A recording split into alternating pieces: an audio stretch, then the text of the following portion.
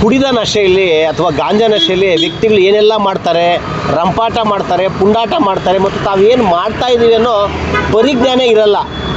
ದೇವನಹಳ್ಳಿಯಲ್ಲಿ ಕಳೆದ ರಾತ್ರಿ ಸುಮಾರು ರಾತ್ರಿ 1 ಗಂಟೆ ಸುಮಾರಿಗೆ ಉತ್ತರ ಭಾರತ ಮೂಲದ ದಿಲೀಪ್ ಕುಮಾರ್ ಎಂಬಾತ ರೈಲ್ವೆ ಹಳಿಯಲ್ಲಿ ಕೈಕಟ್ಟಾಗಿದ್ದರೂ ಪರಿಜ್ಞಾನ ಇಲ್ಲದೆ ಓಡಾಡ್ತಾ ಇದ್ದದ್ದು, ತೂರಾಡ್ತಾ ಇದ್ದದ್ದು ಸಾರ್ವಜನಿಕರ ಗಮನಕ್ಕೆ ಬಂದಿದೆ. ದೇವನಹಳ್ಳಿಯ ಹಳೆ ಬಸ್ ಸ್ಟ್ಯಾಂಡಿಂದ ಕುಂಬಾರ ಬೀದಿಗೆ ಹೋಗೋ ಸಂದರ್ಭದಲ್ಲಿ ಈತ ಕೈಕಟ್ಟು ಹಾಕ್ಕೊಂಡು ರಕ್ತ ಸುಕ್ಕೊಂಡು ಓಡಾಡ್ತಾ ಇರ್ಬೇಕಾದ್ರೆ ಜನ ಕಂಡು ಅವನನ್ನು ಆಂಬುಲೆನ್ಸ್ ಮೂಲಕ ಆಸ್ಪತ್ರೆಗೆ ಸೇರಿಸ್ಬೇಕು ಅಂತ ಪ್ರಯತ್ನ ಪಡ್ತಾರೆ. ಆದರೆ ಮೂರು ಸಲ ಆಂಬುಲೆನ್ಸ್ ಹತ್ತೋದು, ಓಡೋದು.